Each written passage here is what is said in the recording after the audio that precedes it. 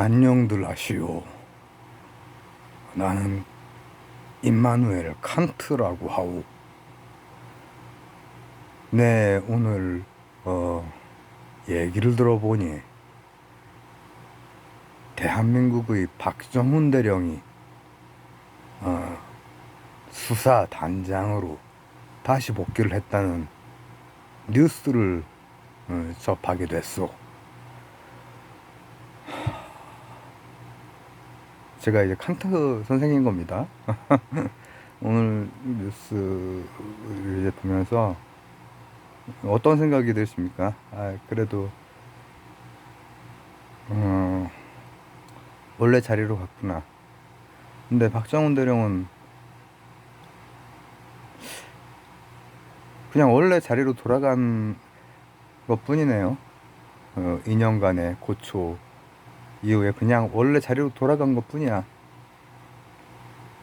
그래서 그나마도 정말 다행이고, 또 많은 분들이 그분의 용기와 정의감 이런 데 이제 존경심, 경의를 표하지만은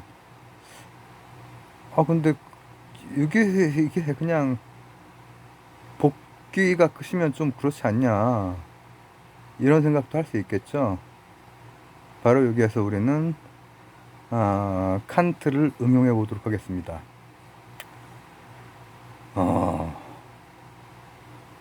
칸트의 내 입장에서 보니 박정훈 대령은 선 의지에 따라 행동을 한 것이요. 이것은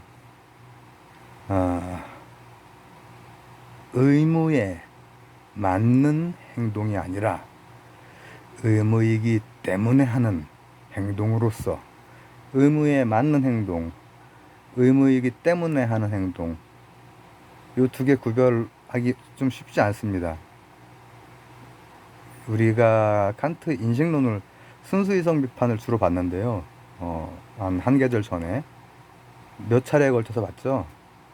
근데 이제 오늘은 실천이성 비판에서 준칙, 선의지, 의무, 이거 쉽게 안 나옵니다. 박정훈 대령 같은 분 쉽게 안 나와요.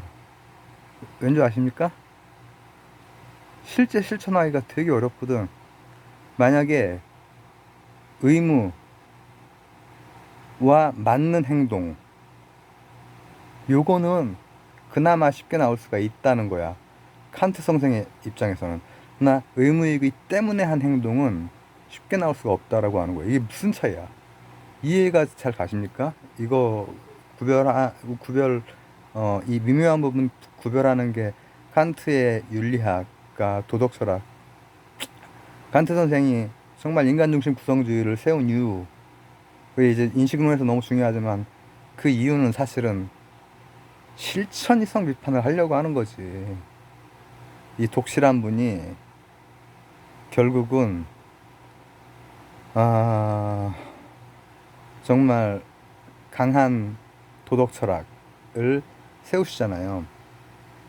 근데 그거는 뭐 현대 여러 비판도 있을 수 있고 또 보완도 있을 수 있고 합니다. 하지만 굉장히 중요한 개념들이 들어가는데 독일어 발음을 모르니까 의무에 맞게 행동하는 거랑 의무이기 때문에 행동하는 거랑 뭔 차이가 있지? 이런 겁니다. 박정훈 대령이 만약에 이 절차에 맞게 수사를 하고 절차대로 이첩을 하고 이런 게 있잖아요. 이런 거를 통해서 이를테면은 권력이 그걸 원하고 있었다. 권력이 그걸 물론 원하지 않았지만은 원하고 있었다. 면은 그 FM대로 한 것이 의무에 맞는 행동이죠. 오케이? 그런데 그걸 통해서 권력과 닿으려고 그런 내적인 동기가 있는 것, 이 내적인 동기가 되게 중요한 거란 말이죠. 그래서 의무와 맞는 행동이야. 이 접도하고 어쩌고 한 게. 근데 그게 권력의 입맛에 딱 맞는 행동이기도 했어, 만약에. 그러면은 그건 내가 볼 땐 그 행위는 도덕적이라고 볼 수 없어. 왜냐하면 선 의지에 의한 무조건적인 의무에 따른 행동이라고 볼 수 없기 때문이요. 다른 도덕 철학과 좀 갈리는 지점입니다. 근데 박정훈 대령은 선 의지대로 했어. 그리고 그거를 했을 때 권력과 억각이야. 강한 억각이야. 그러면은 자신이 지금까지 2년 전부터 해서 매 순간마다 아, 여기서 어떻게 할까 하는 갈림길이 얼마나 많았겠습니까? 그런데 끝까지 할 수 있었던 것은 뭐가 짝짝꿍 된 게 있어가지고 한 게 아니라 면벽을 계속 해야 되는 상황에서 선의지, 의무이기 때문에 한 최해병의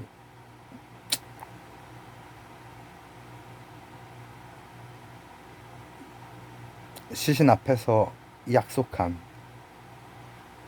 수근아, 내가 너의 죽음에 대해서 철저히 밝히고 수사할게라고 했던, 억울함을 풀어줄게라고 했던 것은 선의지가 됐건 의무를 따라야 하는 이런 게 됐건 이런 게 되게 추상적인 거잖아요. 근데 인간은 그걸 해요. 제가 불자도 크리스찬도 아니지만은 그런 신앙, 그런 종교에 대해서 다루고 신심에 대해서 인정하는 이유 중에 하나가 뭐냐면은 그런 것들이 실제로 그냥 현실적으로 삶의 의미나 가치, 인간다움, 저처럼 종교가 없는 사람에게도 가치, 의미는 중요하거든. 근데 그것과 너무 닿아 있다라고 하는 거죠. 내가 보니 박정훈 대령은 권력과 억각을 세우면서까지도 오직 그 제대로 된 수사와 이첩과 절차들이 의무이기 때문에 한 행동이란 말이오. 독일적에서도 옛날엔 이런 말투를 썼을지 모르겠지만은 뭐 번역해서 하는 거니까. 그렇기 때문에 박정훈 대령의 행동은 누군가 똑같은 행동을 했다 해도 그 내적 동기가 선의지라는 점에서 그야말로 도덕적인 행위이며 보편적 준칙, 맥심, 커피 아닙니다. 을 따르는 훌륭한 행위요. 이게 이제 박정훈 대령을 통해서 칸트를 좀 입체적으로, 그리고 이제 주로 다뤘던 인식론, 복잡했던 인식론에서 이제 도덕 철학으로 한번 와본 건데, 그러니까 순수 이성 비판에서 실천 이성 비판으로. 근데 우리가 또 현실적으로 이런 생각을 해볼 수가 있습니다. 아니, 겨우 원위치 하는 게 박정훈 대령의 끝인가? 저는 이제 당연히 칸트 선생을 존경하고 그 칸트 선생 강의도 많이 남기고 했지만은 이 현실에서 정말 칸트 선생의 드높은 어떤 준칙에 따른 행위, 그분이 신앙이 없었으면 그렇게 못했을 겁니다. 교회 나가냐 절 나가냐 이런 걸 말하는 게 아니고요. 신심이 없는 사람은 그 신념을 가지고 불이익을 감수하면서 간 거잖아요. 근데 그렇게 하실 수 있는 분은 굉장히 의지가 강한 분입니다. 면벽 수행 막 1년 막 반 이상 강제로 그렇게 했을 때 미쳐버리지 않는 사람은 10명 중에 한두 명이 될까 말까 할 겁니다.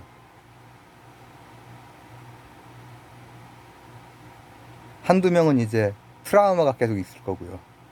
그럼에도 불구하고 끝까지 한 거지. 그랬을 때 저는 뭐제 개인적인 생각이지만 제가 어저께 똥별 얘기를 했잖아요.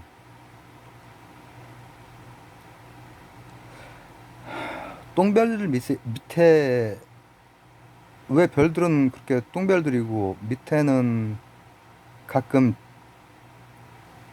그 진주가 이렇게 발견이 되는데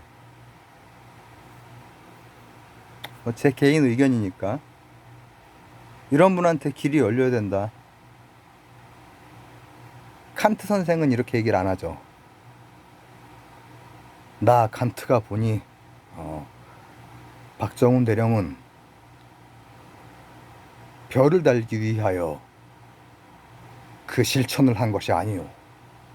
오직 의무이기 때문에 선의지를 가지고 그분이 크리스찬이건 아니건 선의지를 가지고 실제로 칸트 선생도 신심 가득한 분이시지만 어쨌든 이렇게 말했을 거예요. 한 행위요. 이걸로 끝이겠지. 근데 저는 어차피 우리가 공동체에 살고 있고 공동체에 다양한 아, 이익들 그리고 그 조율들 이런 것들이 필요하고 어떤 조치들 또 처벌들이 필요한 부분에 그것들이 필요하고 보상이 필요한 부분에 보상이 필요하다라는 생각까지 한번 해봅니다. 지금 하는 얘기는 칸트 선생의 이제 실천이선 비판과는 좀 다른 얘기입니다. 그럼 여러분 그럼 아시겠죠? 칸트 선생 같은 경우에는 여기에서 끝까지 해야 할 일을 했으니까 됐다. 박정훈 대령은 이거고요. 거기에서 뭐 이를테면은 이제 칸트 계열이 아닌 뭐 유틸리테리아니즘이나 프래그마티즘의 측면에서 보면은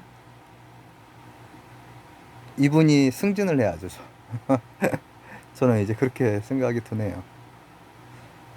도서관 갔다 왔는데 잠깐 앉았다가 이렇게 왔는데 오가는 길이 너무 덥더라고. 와가지고 어 카레 라이스 카레에다 밥 말아 먹고요. 참외를 먹는데 참외가 썩어가지고 우웩한 다음에 씻고 나서 어, 박정훈 대령의 복귀 자신의 원래 수사단장으로서의 복귀를 한편으로는 축하하고 칸트의 정언명령을 따르신 분이 실제로 정언명령을 따랐으니까 됐다라고 하는 그분은 그러실 거예요. 그렇지만은 저는 공동체 차원에서는 그렇게만 돼서는 이게 앞쪽을 향해서 나아가는 동력, 현실적인 동력이 좀 약하지 않느냐 이런 생각을 개인적으로 해봅니다. 네, 감사합니다. 그런 분들이 별 달았으면 좋겠습니다. 그게 지금 방법이 그래도 절차가 뭔가 있는 쪽으로 해서 가야 되는데 쉽지는 않다고 하더라고요. 근데 저는 그런 분들이 장군일 때 정말 힘든 부대에 자원해서 들어가고 해병대가 됐건 특수부대 뭐 공수부대 뭐 특전사 뭐 비밀부대 이런 그런 사병들이 따를 수 있을 거 아니야. 이종섭을 따르겠어? 임성근을 따르겠어? 박정훈 대령이라면 따를 수 있을 거 아니야. 그러면 우리나라가 진짜로 전시에 제대로 군이 움직일 수 있을 거 아닙니까? 전 그렇게 생각합니다. 감사합니다.